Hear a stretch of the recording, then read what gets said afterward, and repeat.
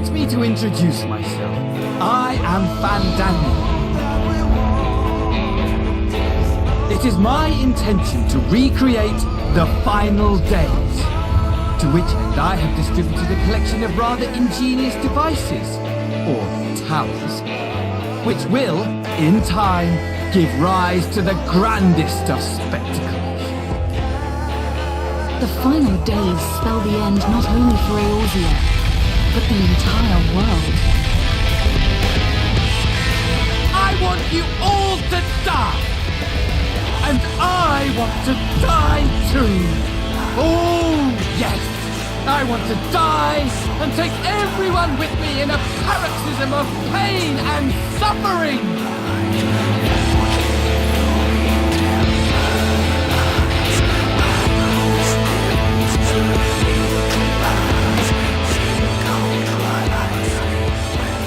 While I await you, I shall drink a sea of souls and gorge myself upon a darkened moon.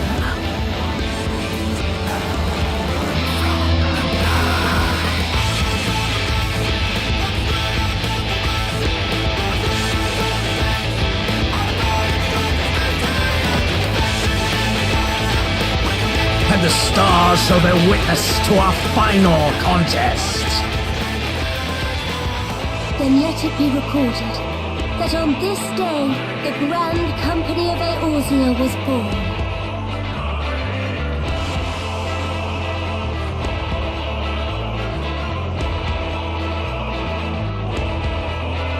Sharlayan will under no circumstances intervene in the conflict between Eorzea and the Garlean Empire. Alphino, Alize, as of this moment, you shall no longer bear the name of Leve. What? Father? If there are no objections, I shall depart for Sharlayan at once. But before I do, I should also mention the other matter to which I would devote some time during my stay.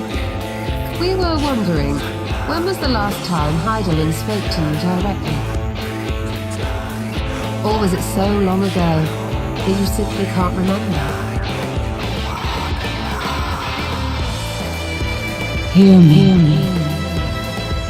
Hear me.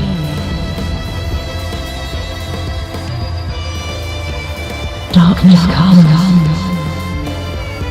and with it, the end. The fate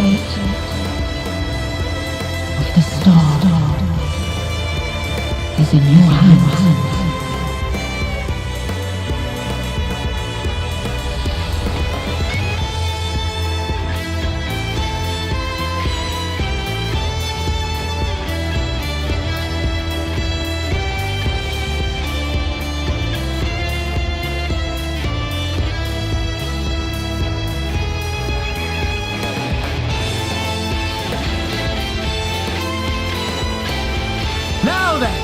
Ladies and gentlemen, keep your eyes peeled, for the curtains have risen on the spectacle to end all spectacles!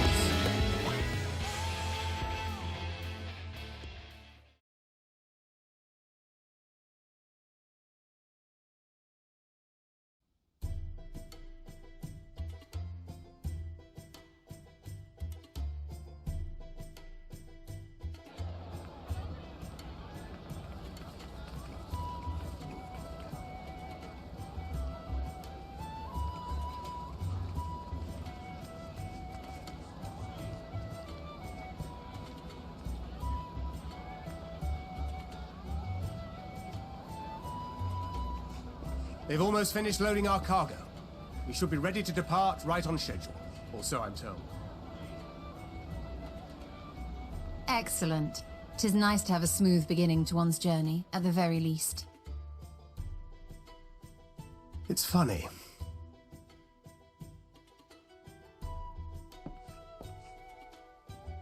Master Louis Soir came here on a ship very much like this one.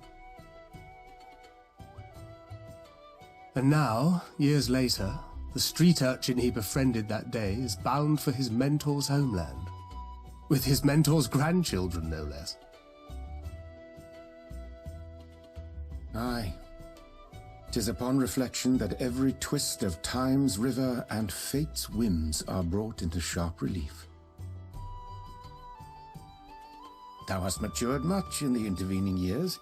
Wert thou not caught attempting to relieve Master Louisoix of his purse scant moments after he made landfall upon this dock?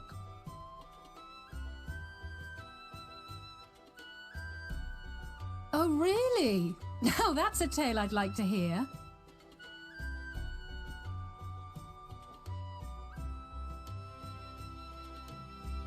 Will this be your first visit to Charlian, Sir Estinian?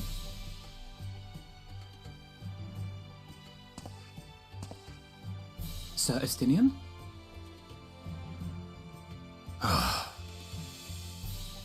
Are we strangers newly met? Why this stiff formality? I, merely meant it as a professional courtesy, since we are now colleagues in an official sense. I'd rather you dispense with the sirs, especially in private company. Or I'll be forced to respond in kind, little Lord Alphino. You've made your point, Estinian. Painfully well. Better.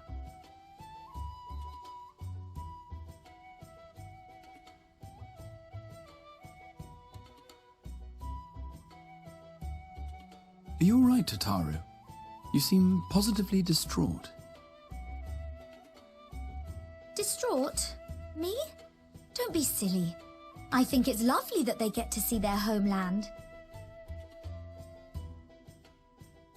It's just, we're trying to thwart the schemes of an army hellbent on destroying the world. And once again, I have to stay behind and worry that this is the last time I'll get to see my friends.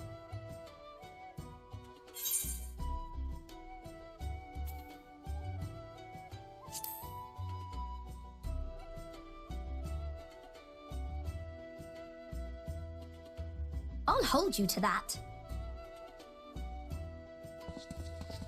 Ah, good. You're still here. Hori! Kultine! What brings you all this way? We're to assist the Maelstrom and the Kobolds with a lunar primal operation, so we thought we'd see you off before heading to the tower. Flamine and the others wish you all a safe journey, and promise that they'll look after things here until you return. We will too, of course.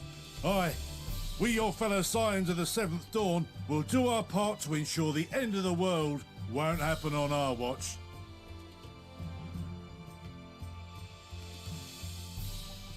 We're set to sail! All aboard for Charlian!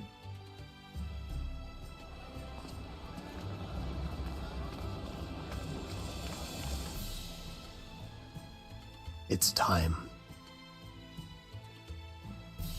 Then we must delay no longer. We will contact you the moment we learn aught of value. Wish us luck.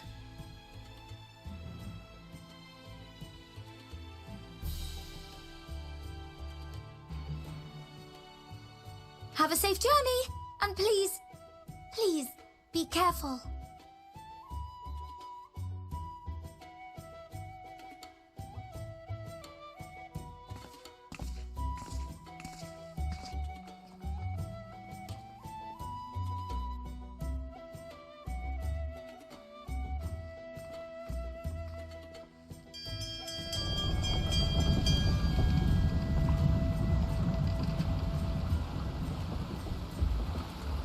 And so you venture forth unto the unknown. A fate beyond the horizon that cannot be divined. A future undefined and in flux. In uncertain times, naught but the simplest words of wisdom will suffice.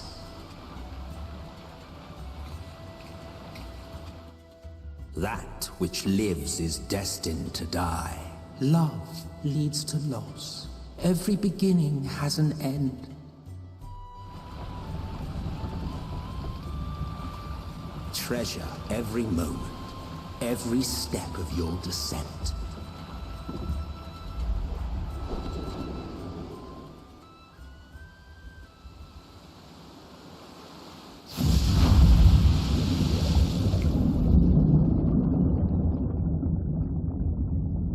And there, in the depths where souls and stars rest, find your truth.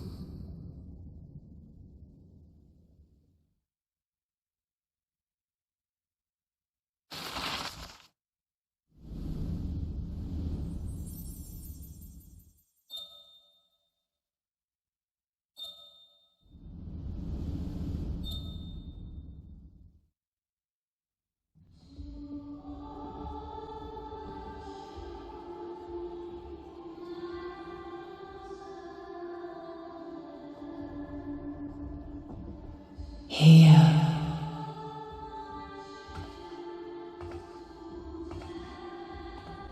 Feel.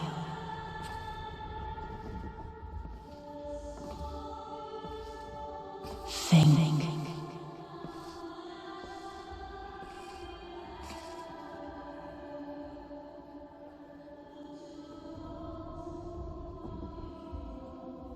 The day has barely dawned, my fellow earlier riser. Though we're hardly alone in that. Envious of those still sleeping soundly, no doubt.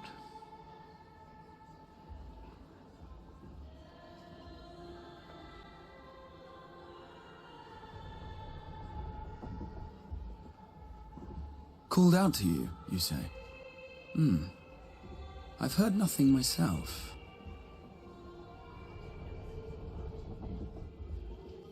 In any case, I dare say the sea air will do you good. Why not join the others on deck? Charlian should be coming into view at any moment.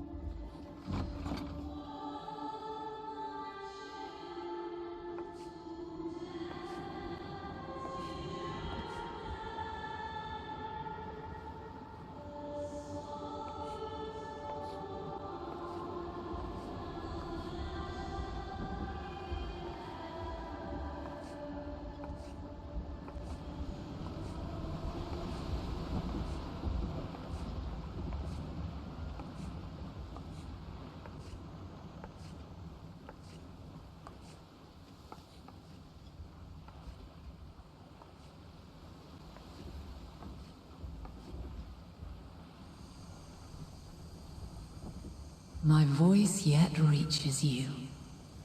I am glad. Hear, feel, think. And thus do we meet face to face at last.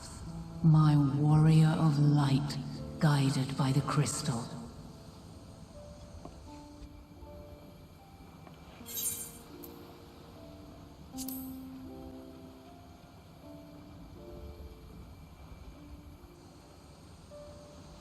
After your sojourn in the First, I believe you have your answer.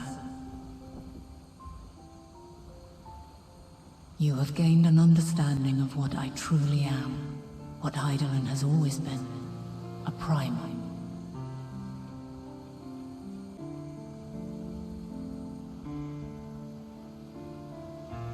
Zodiac was created to forestall the apocalypse which threatened the ancient world.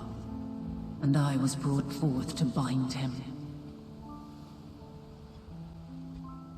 Yet 7 times now, those who would orchestrate a return to that bygone era have rejoined a shard to the god I had sundered.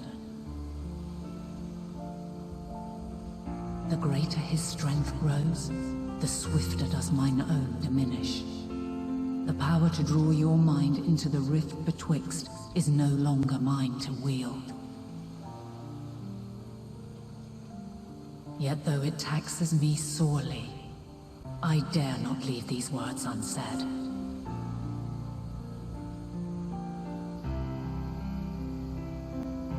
Even bereft of my guidance, you and your companions have accepted the burden of this star's troubled past. A conjunction has begun to form, an intertwining of your time and mine.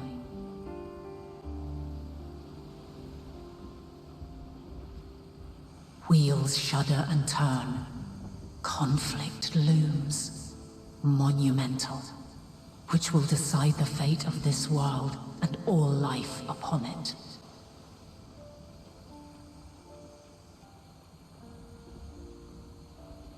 When you truly understand what is at stake, and your journey has prepared you to surmount the insurmountable, then shall I honor the promise made in another time, another age.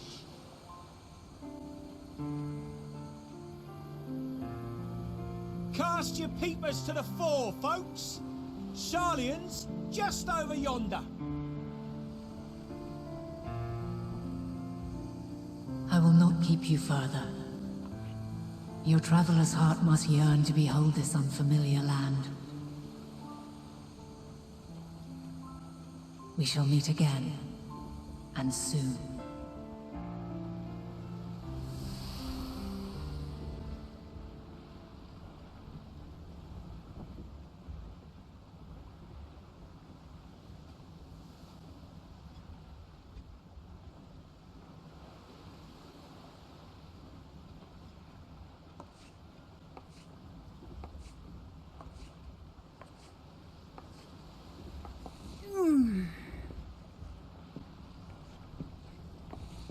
Oh, what a fine morning. Oh, still a bit stiff though. And a good morning to you too. Taking a look at the island already? Then let's go. Let's go. Might still be room in the prow if we're lucky.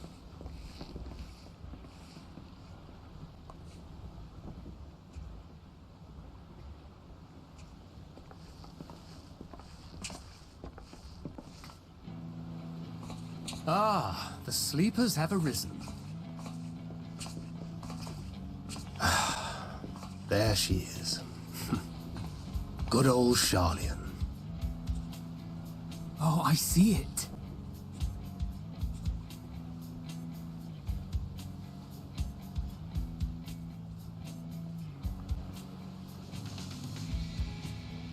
Home. Home at last. Well, maybe not in Father's eyes, but we'll manage on our own, if we must. You do know you're not alone in this, don't you? Indeed, 'tis as Sir Estinian saith. Forget not the comrades who boarded this ship at your side, I prithee.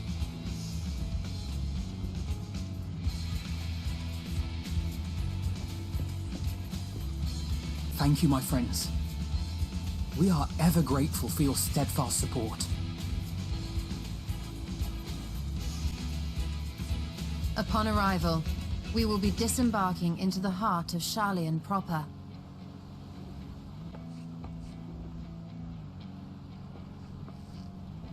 There is no greater concentration of wisdom in all the world. I am confident that somewhere within that center of knowledge and learning, we will find the answers we seek.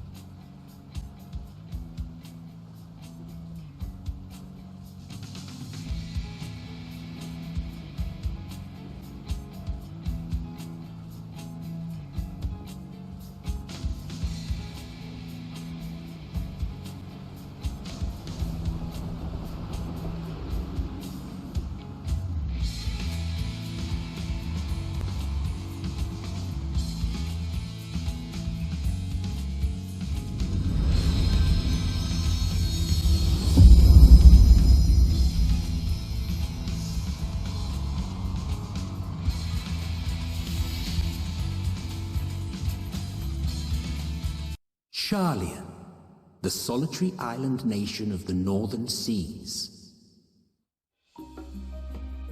Where under the watchful gaze of Thaliak, patron deity of scholars, academics hoard all manner of knowledge and secrets. Once, they deigned to accept foreign students into a distant colony maintained in the Dravanian hinterlands. How swiftly they abandoned it once the first Garlean boot set hostile foot on Alamegan soil. So averse to the prosecution of war, these men of wisdom, your would-be allies.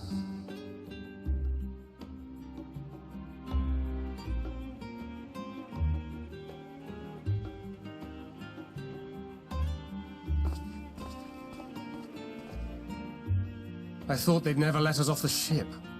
What's next then? Entry applications? Hopefully they find no cause to deny us.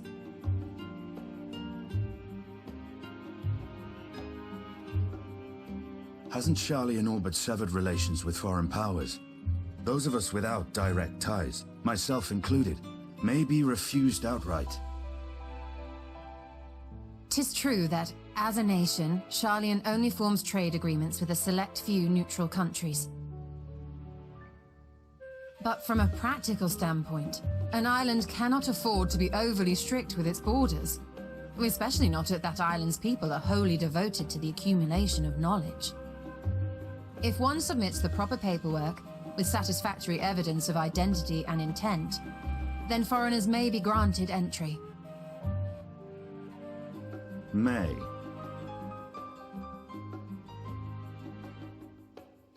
Quite. So let us be absolutely clear on these points before we proceed. The immigration officer will ask for your affiliation and your purpose of visit. Considering Sharlian's views on intervention, I strongly suggest we avoid any mention of the Scions. Kral has laid the groundwork for us to act as associates of the students of Baldessian, and our ostensible reason for being here is to aid in their order's restoration.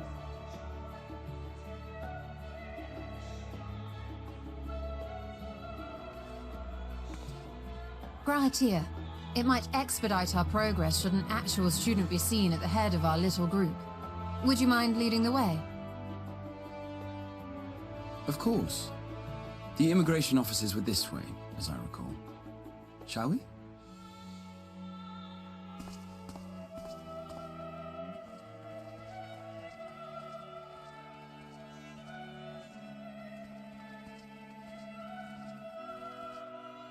Greetings. We've just arrived and are eager to make our way into the city. Would you be so kind as to process our entry applications? Certainly. I see by your mark you are an Archon. I am. Grahatir of the Students of Baldessian at your service. I was assigned to an Eorzean survey team, but have returned to assist with the reformation of my order.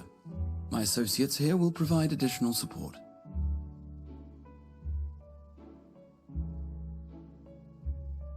Very good. I have paperwork detailing your group and its scheduled arrival for today. And it seems some few of your companions are also Archons. If you'll step forward, we can process those applications first.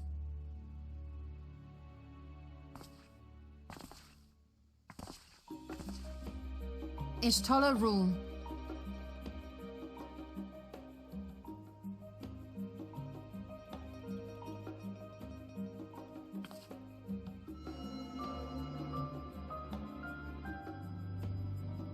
See how it glows?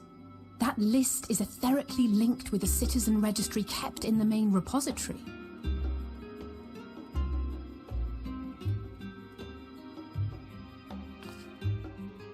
I've confirmed your status as Archons and amended your travel records accordingly. Welcome home. Now, who do we have here?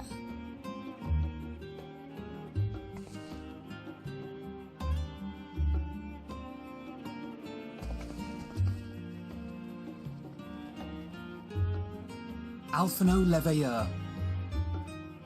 And Alizé Leveilleur.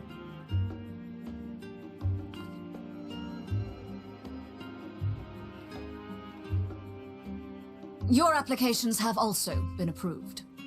Having said that, the streets are abuzz with talk of how House Leveilleur's lord disowned his young progeny.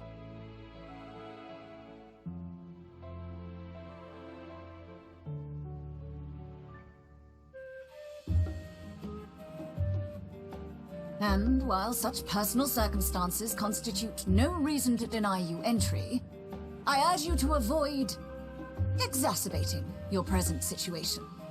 Times are quite troubled enough already.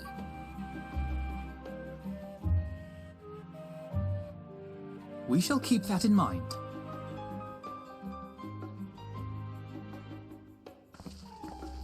These last two are not Sharlayan natives, but you will find their credentials are in order. An application was made in advance.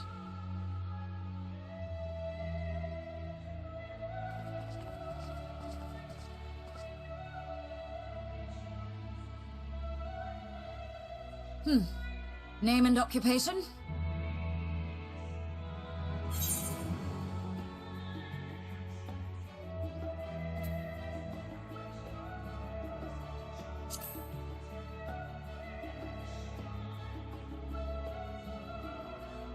Indeed. Your profile describes you as an adventurer, but one also trained in the rather more constructive pursuits of procurement and production. You may enter. And you, sir? Estinian Valino, formerly of the Order of the Knights Dragoon in Ishgard. Formerly, at least. And what, pray tell, is your profession now?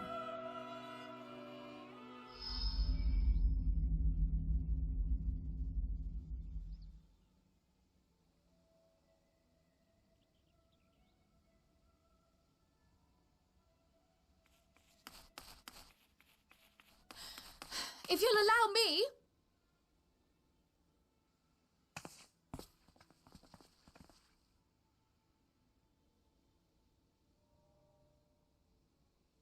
My associate is a mercenary, hired for his strength at arms. Surely you are aware of the dangers we often face on our forays into the wilderness. Mistress Baldessian, if you insist on sponsoring his entry, then so be it.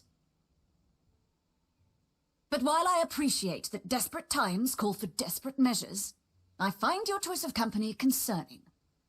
Be advised that even a single misstep may have severe repercussions for your organization. I have every confidence in my chosen company, dear and trusted comrades that they are. But I thank you for your concern.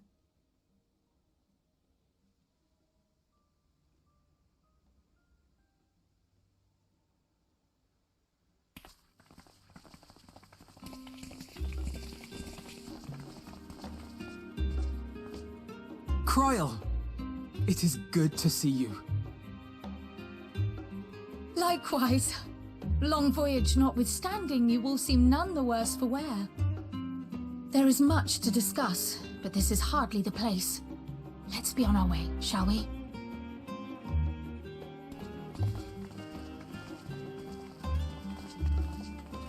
Oh!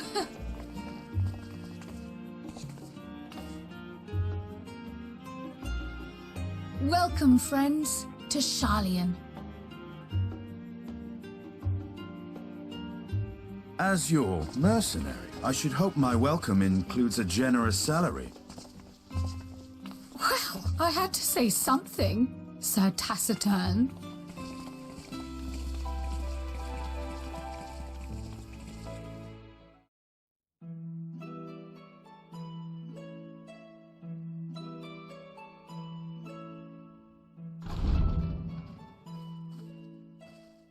Pray forgive me. I was delayed. It's fine, Urianger. We're all here now. Let's get down to business then, shall we?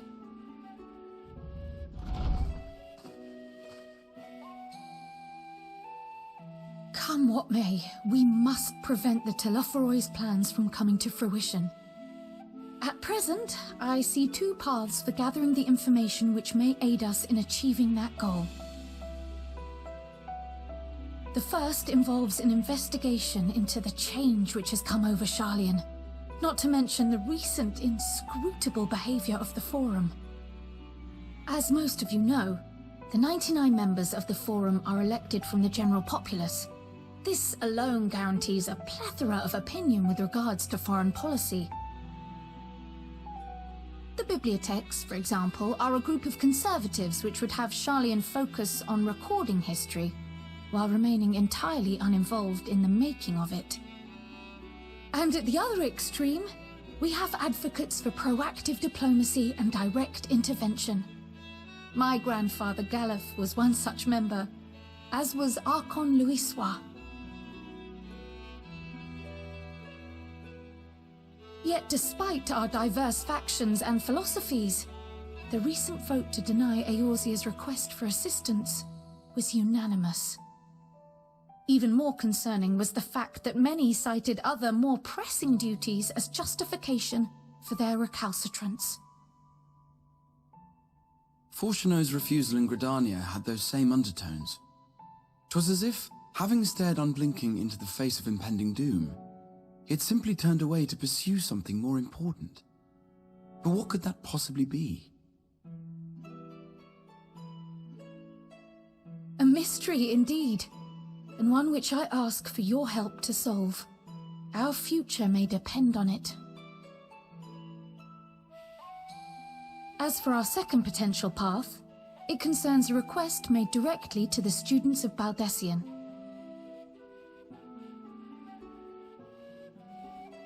Our organization was founded primarily to study strange and unexplained phenomena the world over. Mysterious relics and ruins, arcane disturbances, and so forth.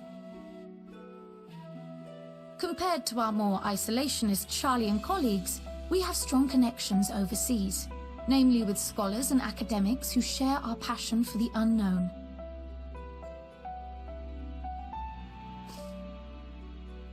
The request in question comes from one such acquaintance, Nidana, an alchemist residing in distant Favner. Her missive describes the sudden appearance of a tower, and the subsequent summoning of what I can only assume is a lunar primal.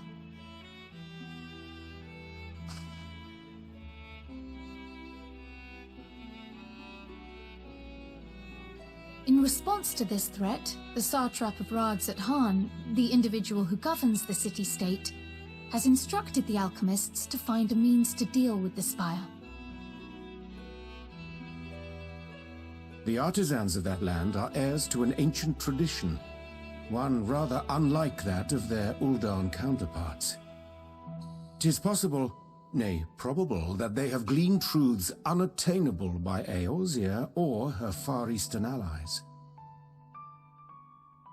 They do, in fact, appear to have a strategy in mind, though it will require further research. To that end, they have requested an introduction to a capable warrior shielded by the blessing of light. Assuming we divide our forces to pursue both of Krar's lines of inquiry, then having you join the group heading to Thavnair would seem the obvious choice. But the investigation in Charlian is of vital importance as well. Equal, I think, to the Thavnarian one, given that the fate of the world may hinge on the results of both. Yes, it is quite the quandary. Though it is a great imposition and an altogether too common one, our efforts would be more likely to succeed were you to lead the charge on both fronts.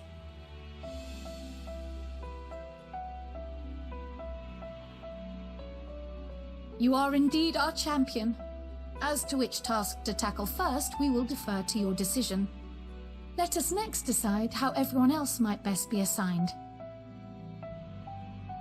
As for myself, I shall continue what I've begun in Charlian.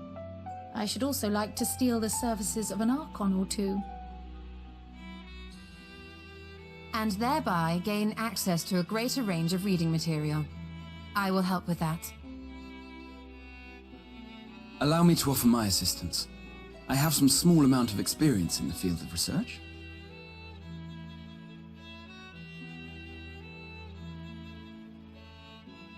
Alize and I would also like to help, if you would have us.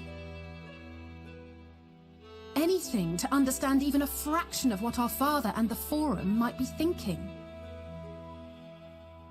Of course! The more the merrier. Right. The rest of us will make the journey to Thavner. Thoughts? Objections? I passed through Thavner on my way to infiltrate the Empire, and though I'm not qualified to give a guided tour, I did gain a sense of where things lie. I'll be happy to have you along then. So for this group, it will be you, me, and Urianger. Give me a moment afterwards, and I'll supply you with all the details of Nadana's request. Consider this hall our rendezvous point once our respective tasks are complete. May our investigations prove fruitful.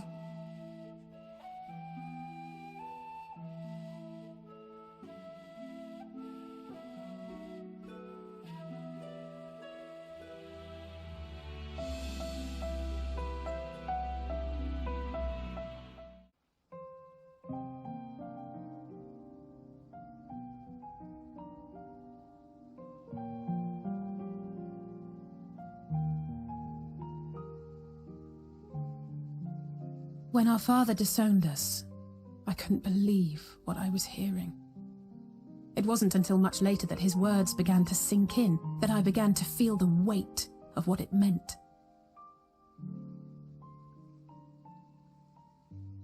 Do you remember when the decision was made to come to Sharlayan? Graham said that the Forum was determined to keep us in the dark, and that Father's venomous performance was part of that strategy, to keep us at arm's length. Perhaps it was. Father argued with Grandfather on many occasions, but never with such dismissive contempt. And when he demanded what justifies the sacrifices we make in war, I honestly didn't know what to say. Neither did Alphino, I know, but never for one moment did I believe we had made the wrong choice.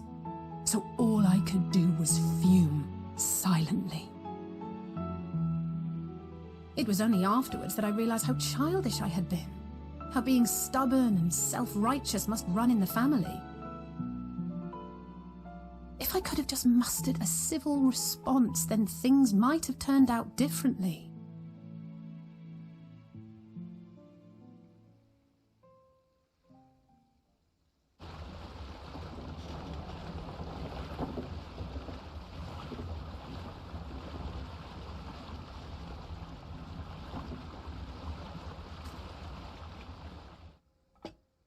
They must be ferrying goods to Labyrinthos.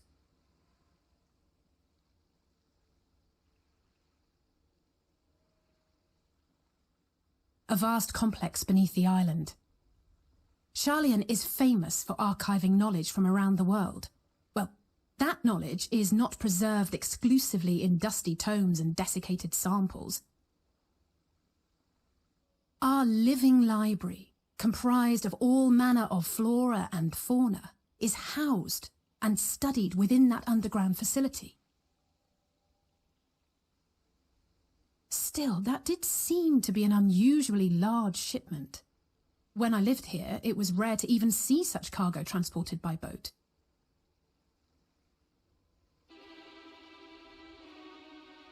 Wait! Didn't you hear something in the last stand about the gleaners coming and going more than usual? Well, I think they're the ones we saw manning those boats. And gleaners answer to the Forum. If the appearance of the Telophoroi prompted this sudden burst of activity, then Labyrinthos may hold a clue as to what the Forum is planning.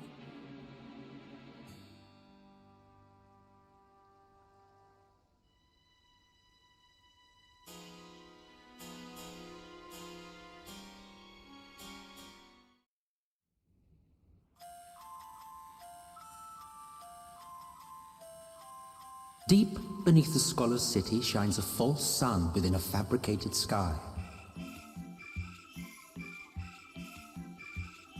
In any age exist those who consider the floor an extension of their bookshelves, and this vault's architects surely belonged to that special breed.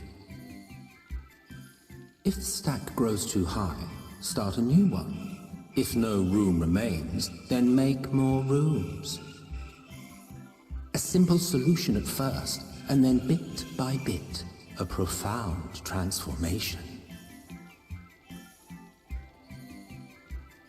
Knowledge buried beneath knowledge, a growing, creeping labyrinth from which there is no escape.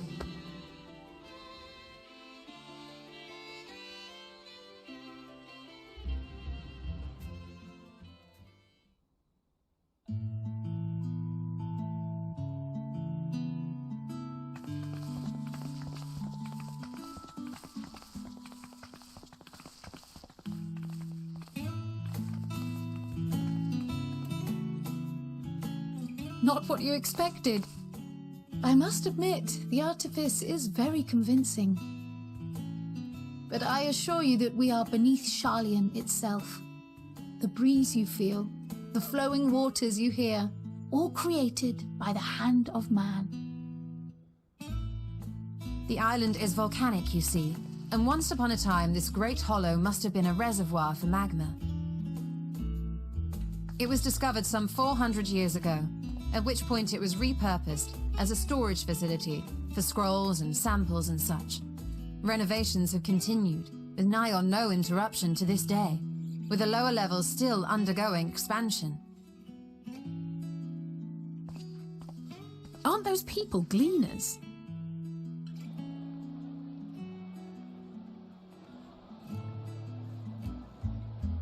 Aye, judging by their dress.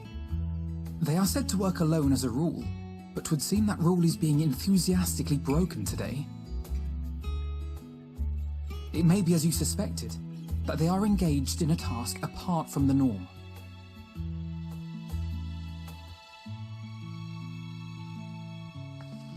Let's spread out and get some answers then.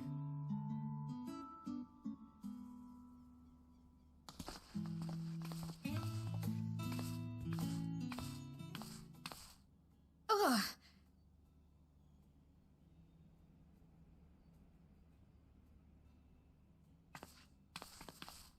Did you call to me just now?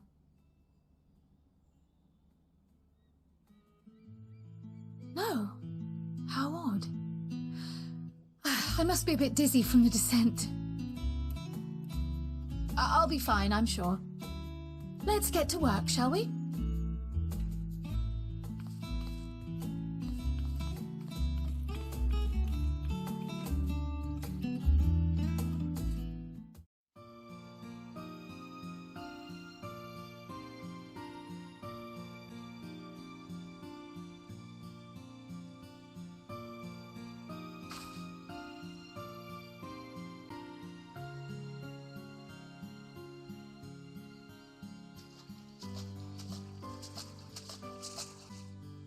Fair shot.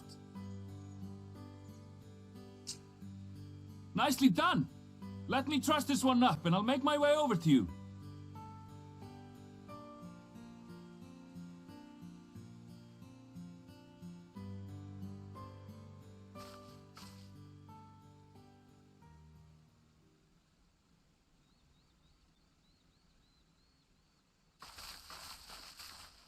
There you are.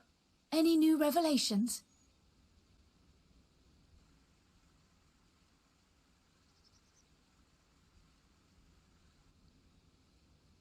So you met with that gleaner again, this time to capture a hornbill. I understand catching and bringing in creatures from the outside, but what's the point of chasing after ones already here? Oh, it's a simple thing, really. Occasionally, we remove specimens no longer needed for study, or those we've had difficulty raising. But we can't simply turn them loose. Safely returning such creatures to their native habitats is another facet of a cleaner's duties. but not in this case, I'm afraid. I've been asked to bring the bird below.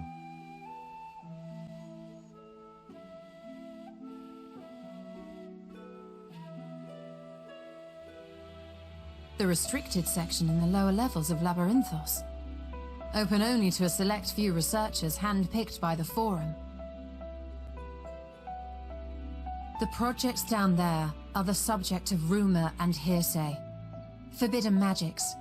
Advanced technologies that can never be allowed to fall into outside hands. Even Archons are not privy to the truth. Those who are, the researchers involved in this secretive work, are not permitted to walk freely in the city, and are instead required to live in isolated quarters. What could a facility subject to such strict security protocols possibly need with a hornbill? An experiment? Possibly. I wasn't afforded an explanation. But judging by the requisition list given to me and my colleagues, I doubt it's for any kind of advanced research. I'd be more inclined to believe we were making preparations to migrate to the south. Mericidia or thereabouts. What? Why would you say that? Much of the flora and fauna we were asked to procure could serve as reliable sources of sustenance. They're comparatively hardy species too, able to endure harsh climates. And among them are specimens known to be effective in improving soil quality and purifying water. When you put it that way, migration does sound like a reasonable assumption. That's all it is, though. An assumption. Through our tasks, we gleaners glimpse only bits and pieces of the Forum's plans. Our prime concern is that our requisitions, be they living or otherwise, are properly preserved for the knowledge of future generations. Now, I really must be going. I regret that I cannot reward you as you deserve.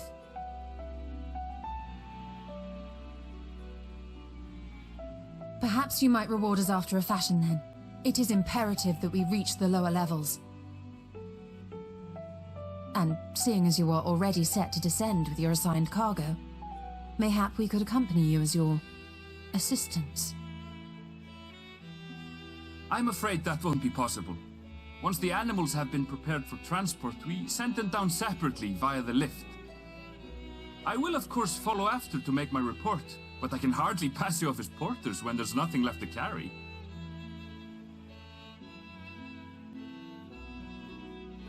Indeed. Pray forget I said anything.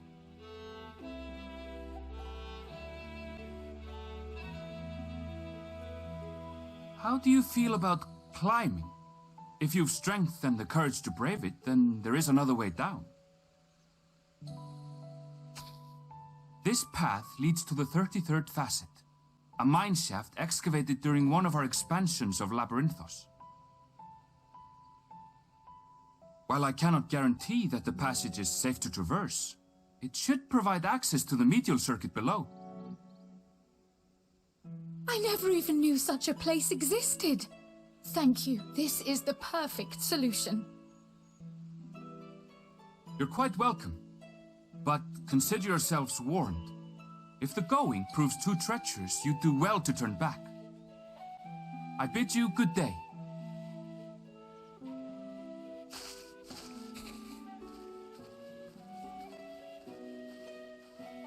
Well, turning back is hardly an option, not when we've come this far. Let's go and take a look at this mineshaft.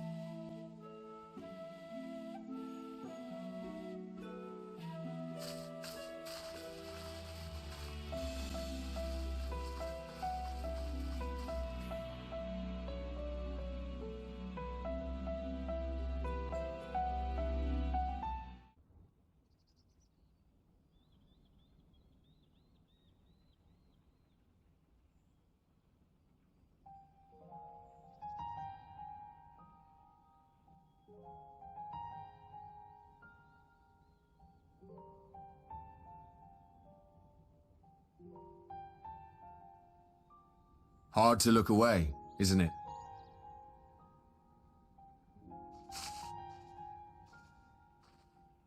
But they're more than pretty flowers.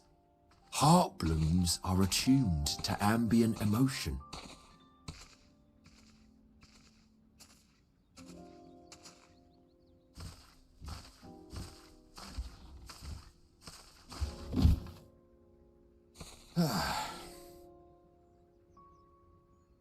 You don't seem convinced, but believe me, it's true.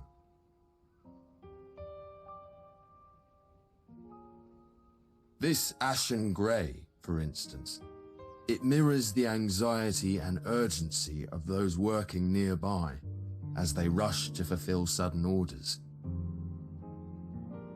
Intense feelings like those spur the petals to change colour. Bright glowing hues in the presence of joy, dark subdued shades for frustration or despair. Yet even with the collected wisdom of Charlian at our disposal, we've yet to identify the underlying principle of this empathic effect. And there are other mysteries besides. Although the flower is extraordinarily long-lived, its low reproductive rate has made it difficult to find younger populations growing in the wild. With too few sightings to map its distribution, and no closely related species to track, we've been unable to pinpoint its land of origin. To further complicate matters, every culture, even dimly aware of its existence, has given it a different name and mythos. Our attempts to study it via the historical record have been an exercise in frustration. As an avid botanist myself, I should one day like to unravel the Heartbloom's secrets. But I'm afraid other duties must take precedence. I will leave you to your thoughts.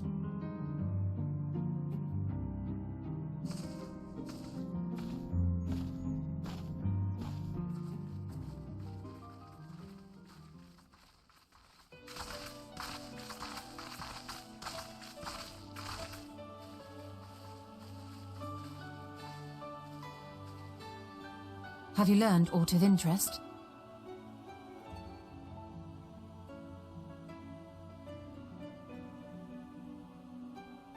A flower that reacts to one's feelings? Strange. I must say, I have never heard of such a thing.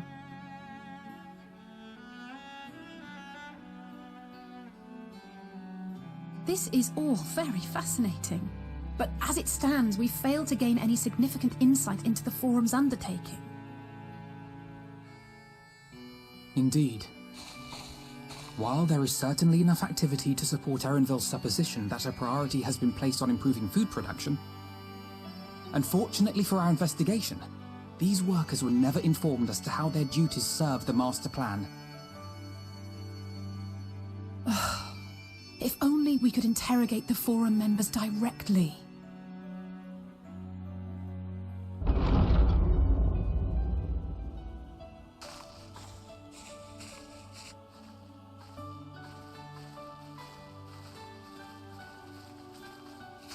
Isn't that the entrance to the Archaean?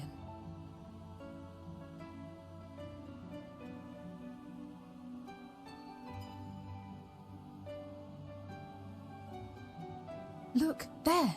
I think that's Erenville. A little difficult to tell from here, but I think you're right.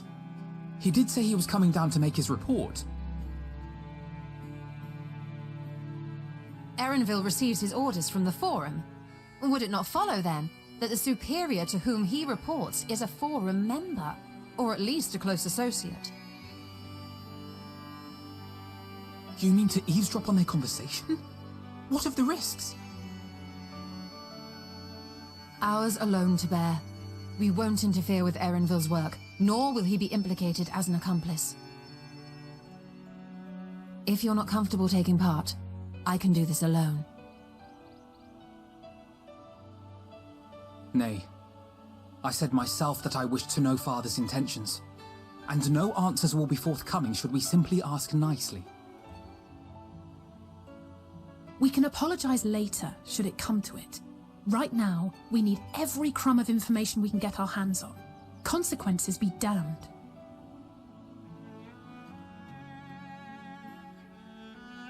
It might be best if you came along as well. In fact, we should all...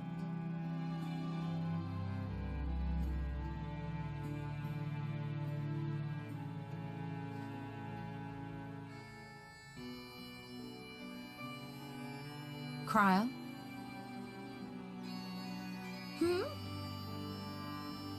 Oh, yes.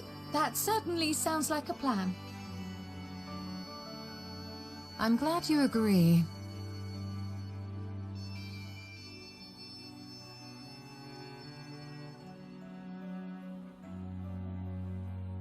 Quickly!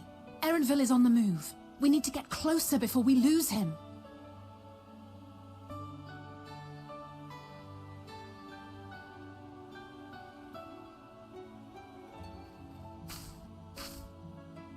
Almost. I can almost reach you.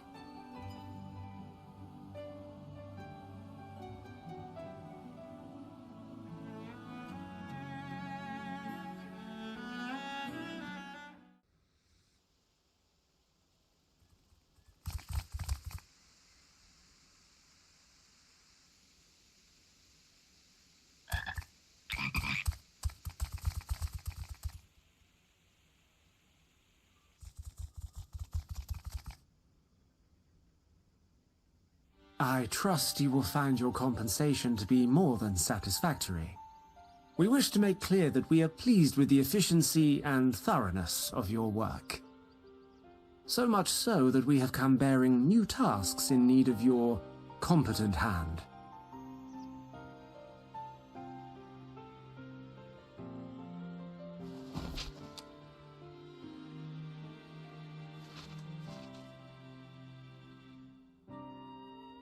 Another lengthy list.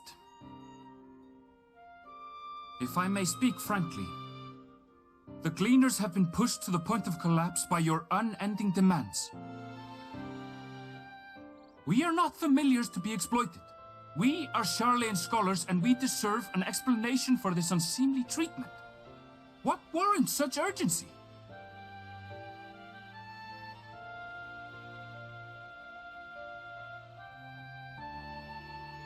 In an age long past, Sharlayan was charged with a momentous duty. And now that word of the final days hangs heavy in the air, the time has come for us to fulfill that charge. I can say no more, but I promise you this. All will be revealed in due course. And when it has, you will understand that your toil was in service to the greatest good.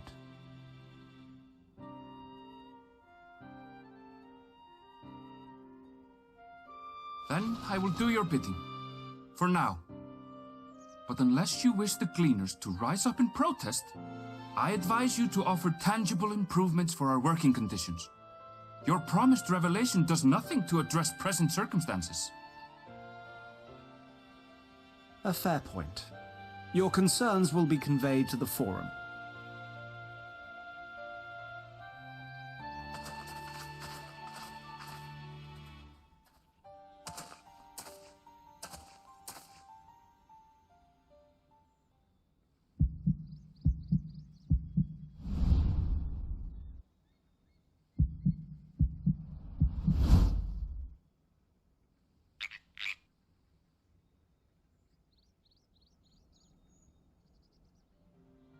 I hope that was informative. You may consider my debt to you repaid in full. While I do have my reservations about the Forum, I want to believe that they have our best interests at heart. Which is why I'm reassured that you're busy sniffing out the truth of things. We can ill afford to place all our eggs in one basket, this master plan of theirs, without first understanding the risks involved.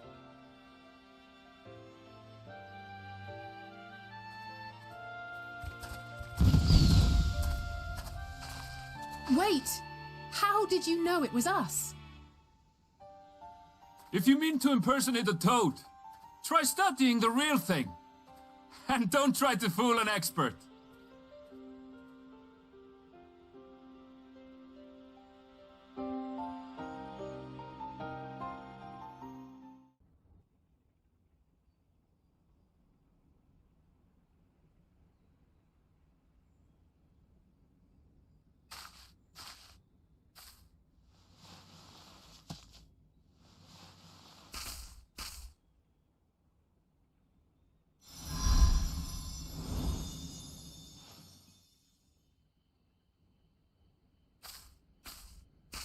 For you. The spell will keep it from wilting. She said you would need it for the journey ahead.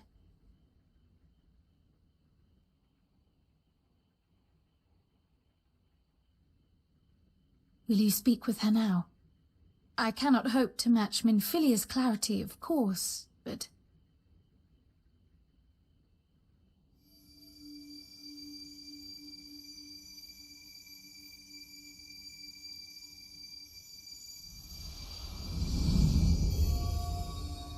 Thank you.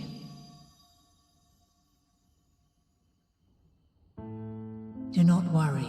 She has lent me her body for only a moment. Just as I could not save the first from the flood of light, it has become arduous for me to interact with the physical world without assistance. Though I might converse with you for a time, the incorporeal form I assumed on the ship would be incapable of casting even the simplest enchantment. It is in the depths of the ethereal sea, the place to which all life returns, where my influence is greatest. After Minfilia's sacrifice on the first, it was to the sea, here in the source, where I ferried her soul. I wished that gentle spirit to find rest in the world she loved so well. Her, and another who may yet have a part to play, though that will depend on you. Take the flower, walk free, for you are free to go where you wish, to believe what you will.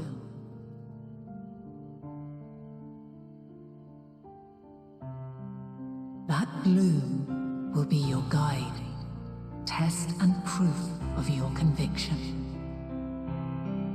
In darkness, seek joy. Surrender not to sadness, and see beyond despair. Walk free, and bear the light for others to follow. Together, raise it aloft and let it shine, till the end, blinding and radiant.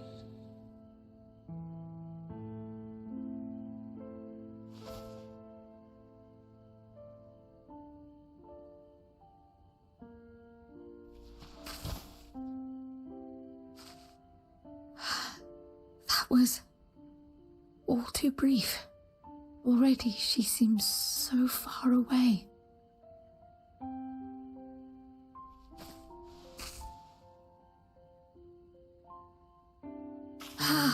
My apologies if I startled you. Ever since we began our descent into Labyrinthos, I had sensed another's will, straining to reach out. Even with my particular talents, though, I was unable to make a connection at first, so weak and tenuous it was. Once I took hold of that wispy thread, imagine my surprise to discover it was Heidelin herself. Needless to say, it seemed wise to learn what we could before letting go.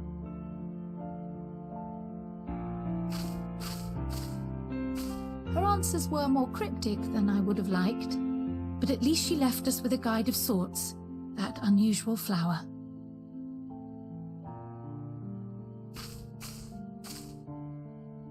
Yes, we are definitely making progress.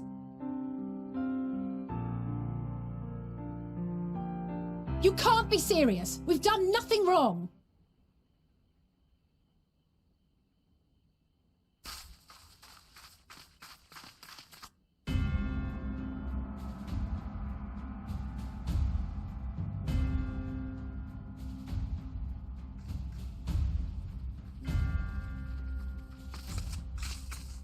Master Fortuno? What business has the Forum with us? Obstruction and suppression, apparently. Mistress Baldessian, our records show you facilitated the Scions' entrance into Sharlayan by claiming them as assistants for your organization. We are aware of your investigations. After alerting the major institutions to the presence of potential troublemakers, we received word from an Archean custodian. A group operating under the auspices of the students, skulking about Labyrinthos and engaging in clandestine behavior. Clandestine? We may not have entered Sharlayan as Scions, but we did naught to conceal our identities. Our only purpose in this city is to seek the truth. I can think of no reason why our actions should warrant the Forum's intervention. It is not our way to discourage the pursuit of knowledge, but the timing of such pursuits must be considered, not to mention their potential impact. With the world in chaos, we, the true caretakers of wisdom, have committed ourselves to an undertaking that demands the utmost discretion. And we will not risk its success by turning a blind eye to disruptive foreign elements in our midst.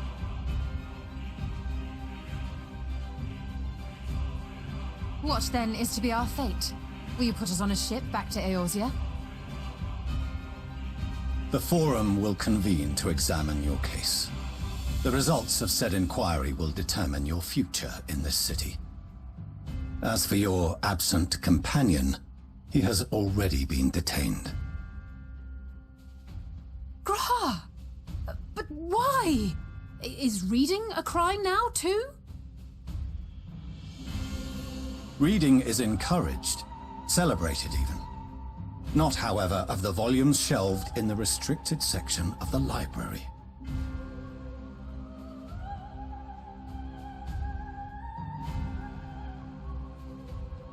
Refusing to comply will only make matters worse. Let us instead treat this as an opportunity to open a dialogue with the Forum.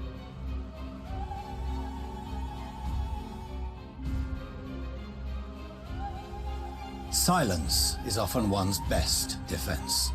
I would advise against prolonging the proceedings with frivolous discourse.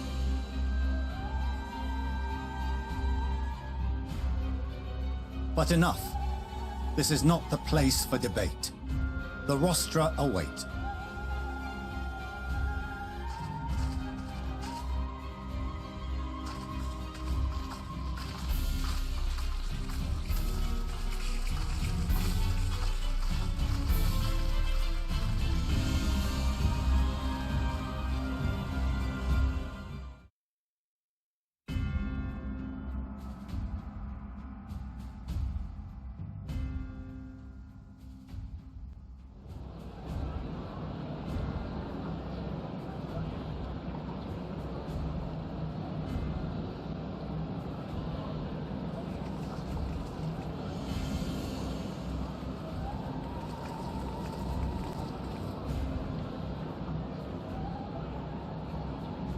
Forgive me. I was careless. We would have been detained regardless. This way, at least, we managed to stay together. I trust your time within the Forbidden Archives was well spent.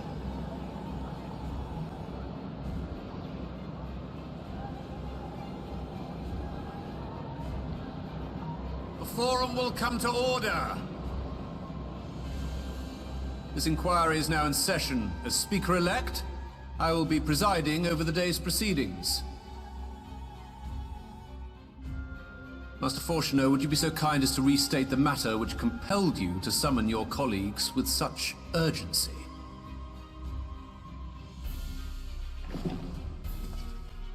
As you are all aware, we recently denied Eorzea's request for Sharlayan assistance.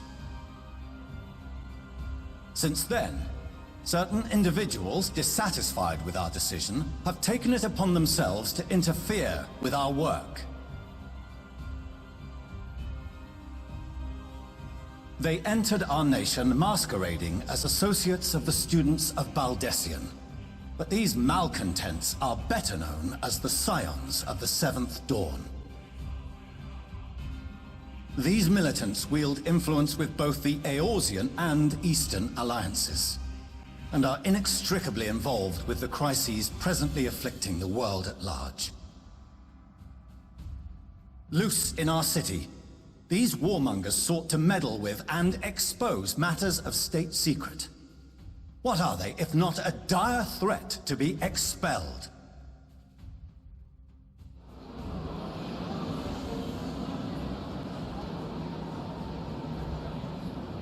You have tarnished the good name of the students.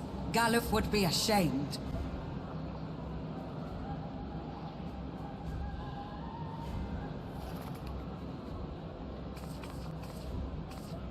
Galuf Baldessian was never one to forsake his fellow man.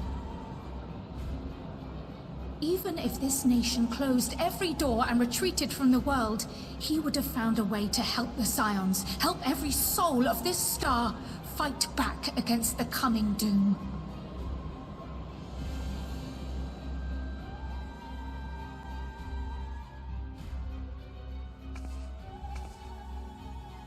A terrible enemy stands poised to lay waste to all we hold dear.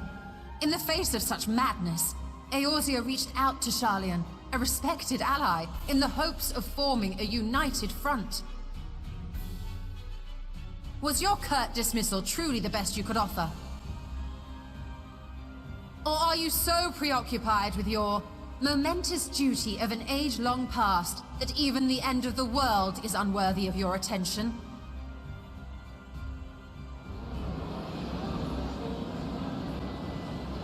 Whence came this revelation?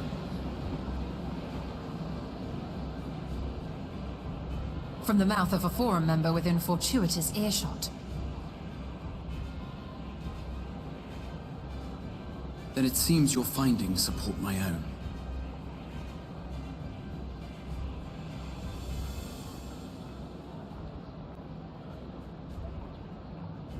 The reason I visited the restricted shelves was to study records of the Forum's policymaking process, to better understand the historical trends underlying their most major decisions.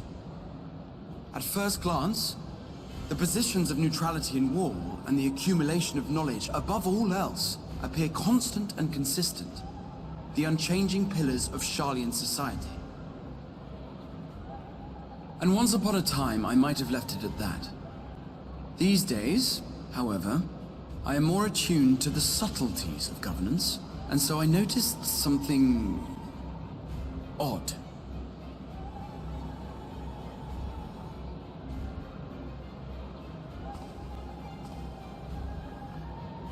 From a particular point in time, the purpose of these policies shifted.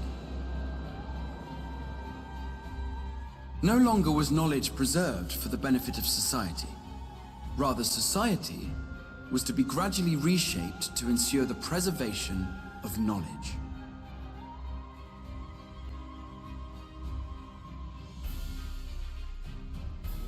The most conspicuous and telling change was the one which befell Labyrinthos. Once little more than an oversized storehouse, an enormous allocation of funds saw it transformed into an advanced research and archival facility. I also discovered a fascinating account on the finances of our Dravanian colony. The settlement attracted students from far and wide, and the connections and tuition fees thus acquired were funneled into further improvements for the archives.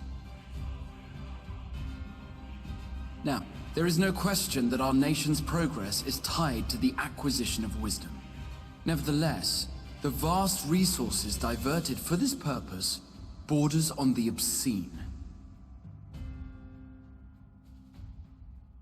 But returning to the matter of when, our change in course appears to have been made some 270 years ago. The very same period when Sharlayan scholars in the hinterlands began a formal study of the ethereal sea. You found something, did you not? And whatever it was, gave rise to your oh-so-important duty. Mind your tongue, Archon. If you had seen...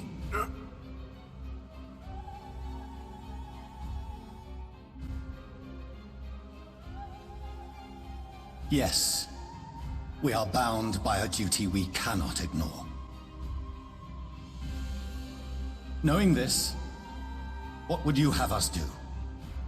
Abandon our vital work and join you on the field of battle? We will never choose the way of the sword. We will fulfill our mission, not through strife and bloodshed, but survival. Come what may, we shall live on. We must. Do as you must, then. But we Scions will fight until the heavens fall, until our last breath.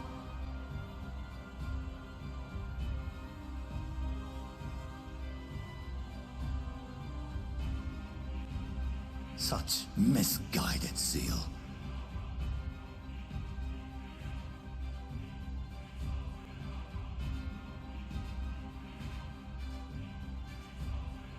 Father,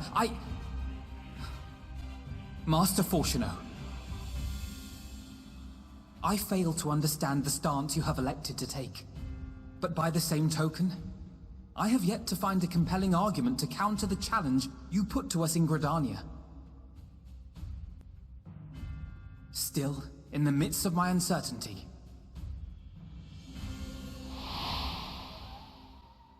I must trust in myself to do what is right, as others have chosen to trust in me.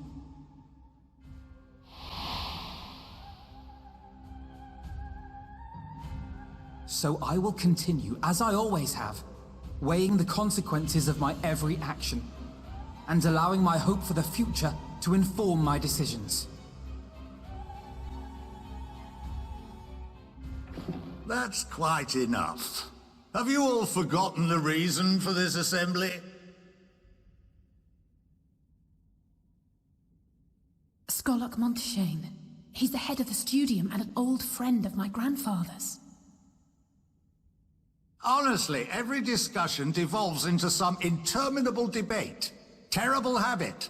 Let's return to the topic at hand, hmm? By their own admission, these Scions have resolved to fight alongside the Eorzean nations against the doom which swift approaches. But there exists no evidence of an attempt to incite our citizens to do the same.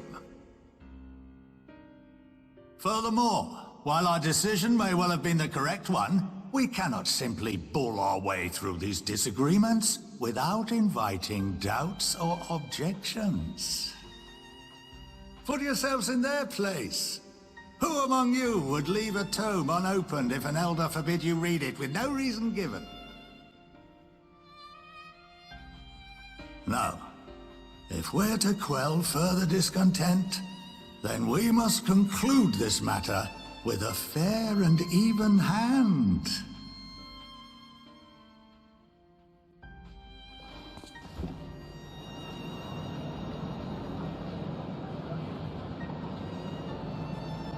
Order! We will have order! Master Monteshane raises some valid points. Keeping such concerns in mind, I propose we enforce the following measures. Until further notice, the students of Baldesion are to cease any and all activities within the domain of Sharlayan. You will also refrain from any further investigation into the Forum's decisions and duties. Failure to comply with these restrictions will result in the immediate expulsion of your Scion associates.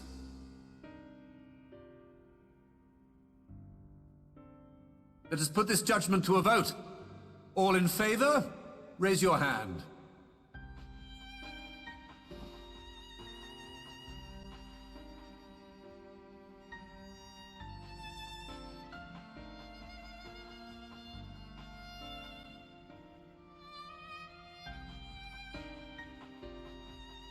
I count 51 for and 48 against.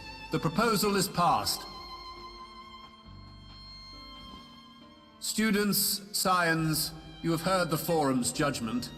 Pray abide by it, or face the consequences.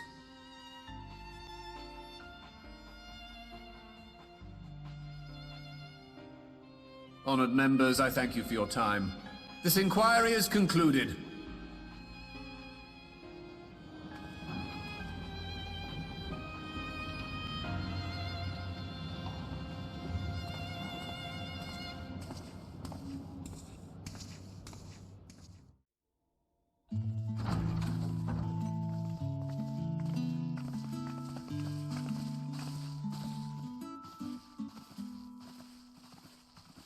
Welcome home, my lady.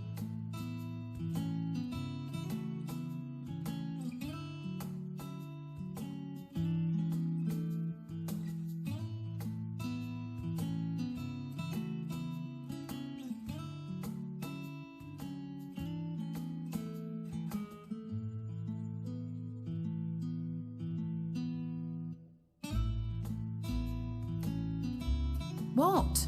What are you gawping at?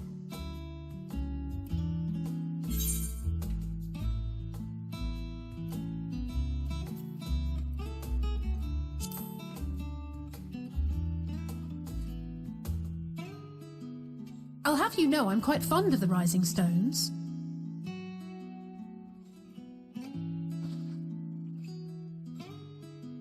Lord Fortuneau is not to hear of this visit.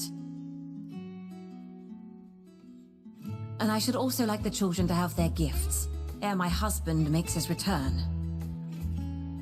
As you wish, my lady.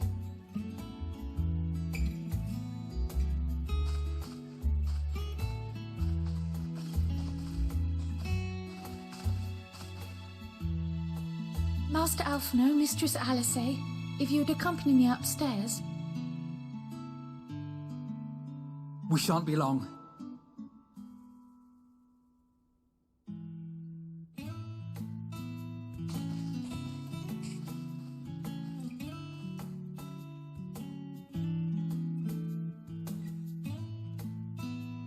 The twins have been sending letters home from time to time, recounting their latest adventures. I am sure they withhold certain details, of course, if only to keep me from worrying. Yet a mother worries all the same. In the early days especially, I tried to support them as best I could, sending the Scion's coin and other such donations. Fortunately, they have found the strength to overcome adversity time and time again. Their words grow more confident with every letter, their depictions more vivid. The triumphs and defeats, the joys and sorrows. It is clear that they have come to find value in every experience. But of those they treasure most, it would seem that meeting you might be the most impactful. Why, since that fateful day, I do believe there has not been a single missive in which you were not mentioned by name.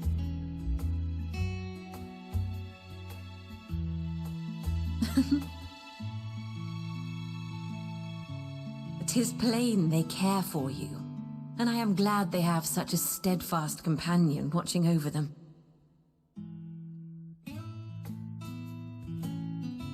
Under normal circumstances, I would offer you tea, but alas, these are anything but. In any event, why don't you keep me company whilst we await my children's return? Perhaps you might regale me with a tale or two of your exploits.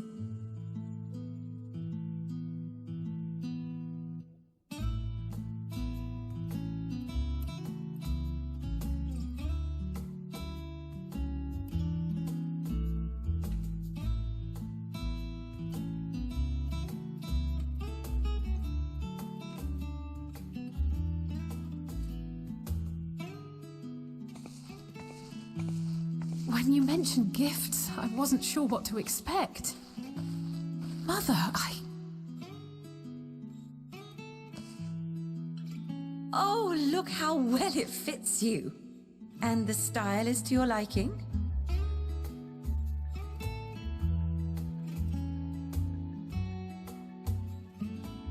Perfect. Exactly what I would have chosen. But please, tell me you had something different made for Alphino.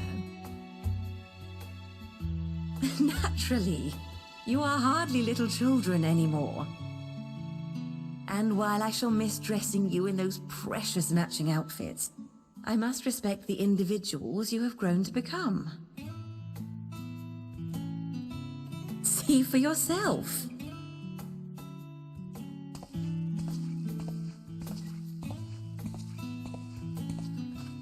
Thank you for the splendid clothes, Mother. Stylish, comfortable, and eminently practical. I am so glad you like them. They are, however, missing one final touch.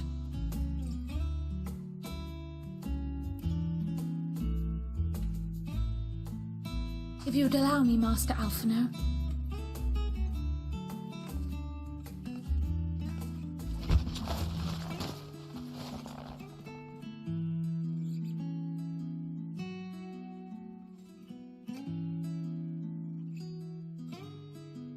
Wait. Are these... A sage's tools of the trade. They belonged to your father.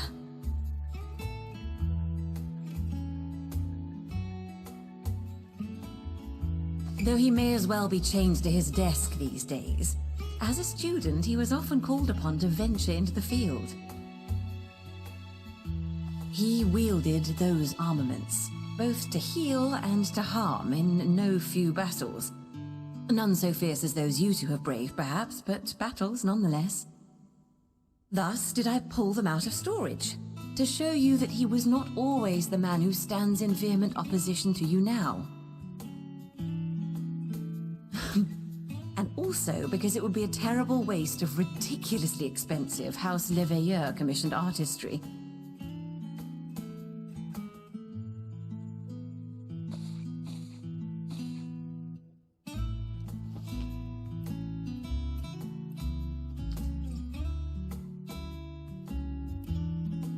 I am told these devices are quite difficult to master, but someone of your extensive experience should soon have them darting about with grace and aplomb. May the wisdom in that crystal serve you well. And please, try to find common ground with your father, that you might come and go without need for this awful subterfuge.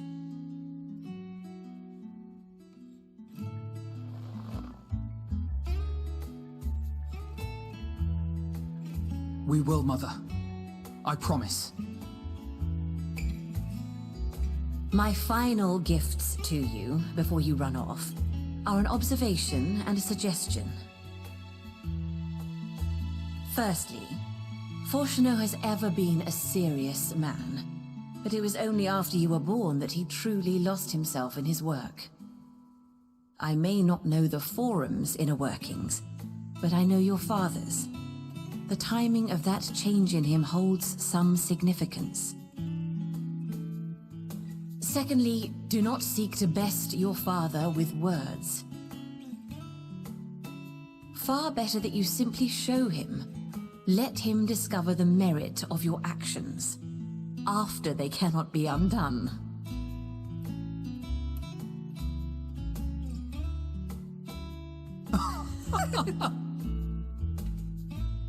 Oh, Mother. We shall take your wisdom to heart. Thank you again for these gifts, and farewell for now. Safe travels, my children. Eat well, stay warm, and keep your friends close.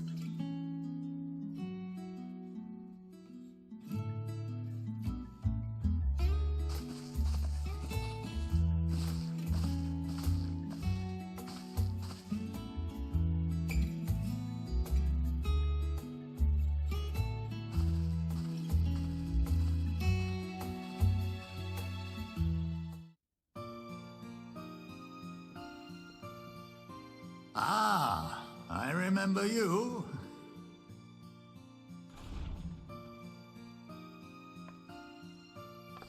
I pray we have not caught you at an inopportune moment. We wanted to offer our thanks for your kind words in the forum.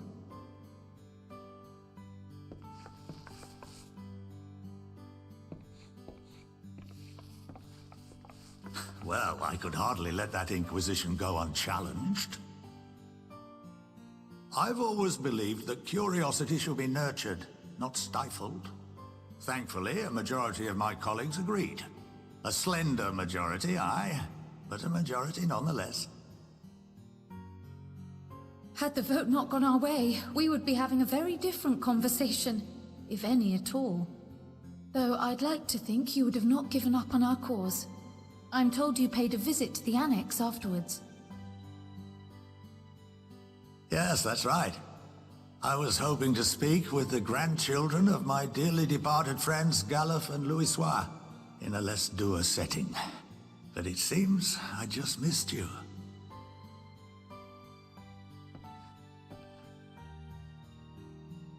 I still can't believe how much you've grown. If only your grandsires could have seen the way you presented yourselves to the Forum. Why, it fair brought a tear to my own eye.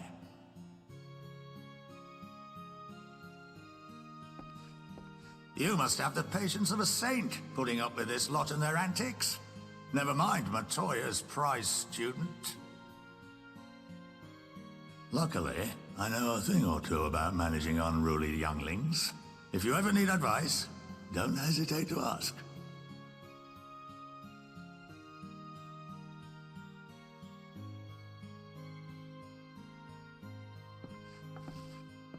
If I may, there is a rather more pressing matter we wish to discuss. What can you tell us of this duty that the Forum must fulfill? Nothing, I'm afraid. Like all humble servants of the Forum, I am sworn to secrecy.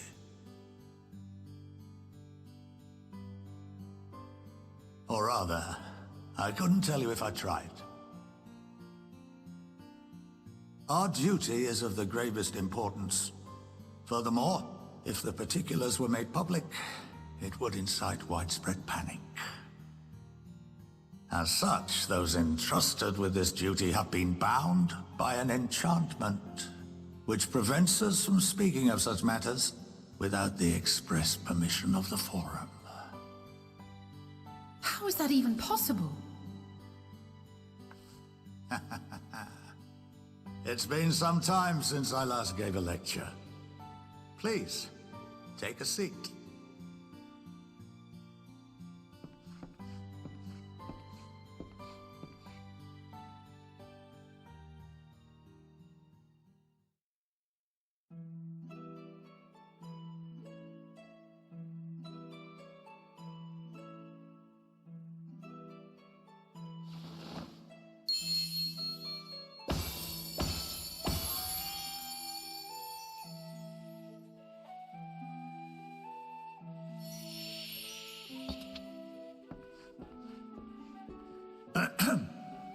We shall begin by reviewing the fundamentals of etherology.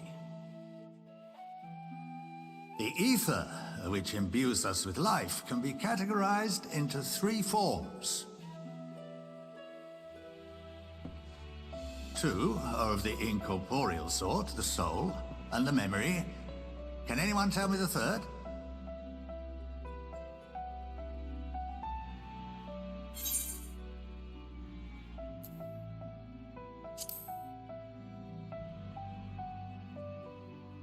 Yes, very good.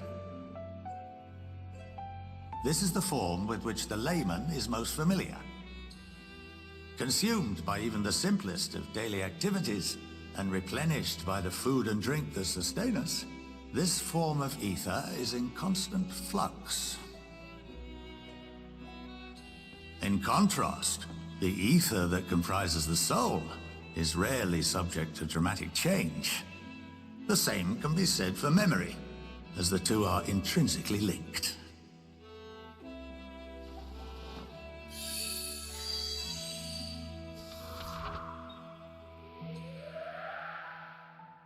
Picture the soul as paper, and memories as words written upon it.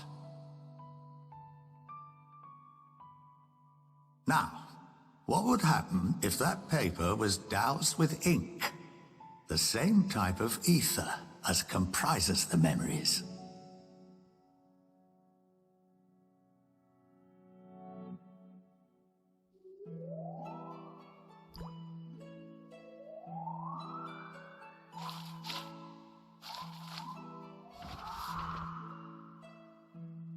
It would blot out everything that was written. Precisely. We would be unable to recall the memories, and any activities that depend upon them would be hindered as well. In fact, this exact phenomenon was observed on a vast scale not so long ago. And what might that have been?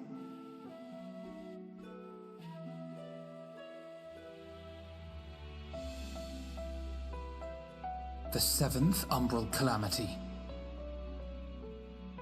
The people of Eorzea vividly recall Bahamut breaking free of the Lesser Moon and raining hellfire down upon the realm.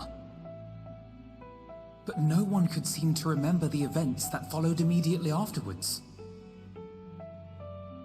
Indeed.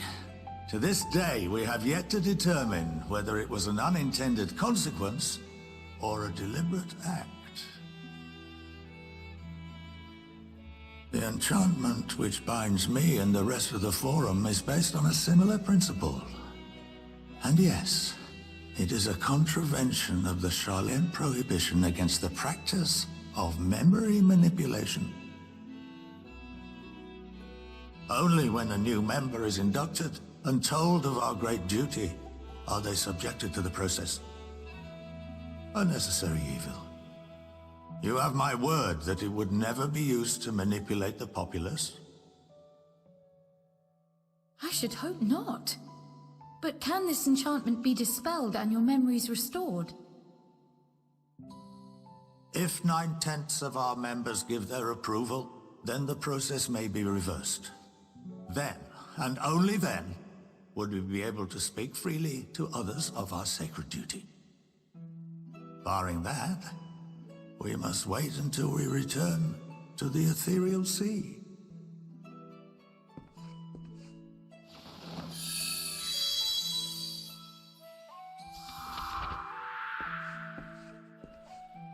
For there we will be purified, the blots upon our souls washed clean.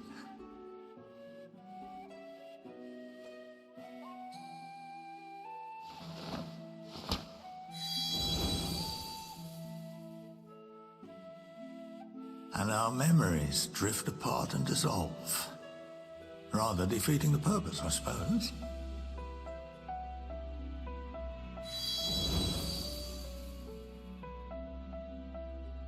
But there are those memories that are indelibly etched upon our souls, some believe.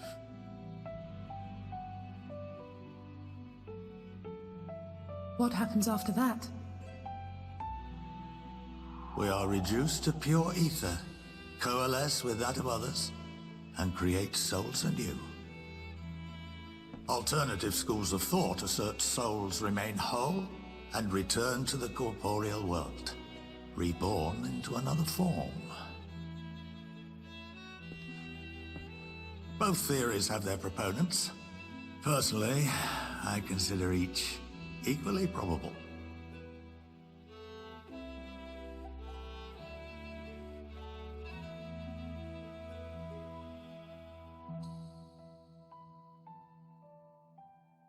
Well, I think that's enough education for today, now that I've given you some food for thought. Or rather, an entire banquet.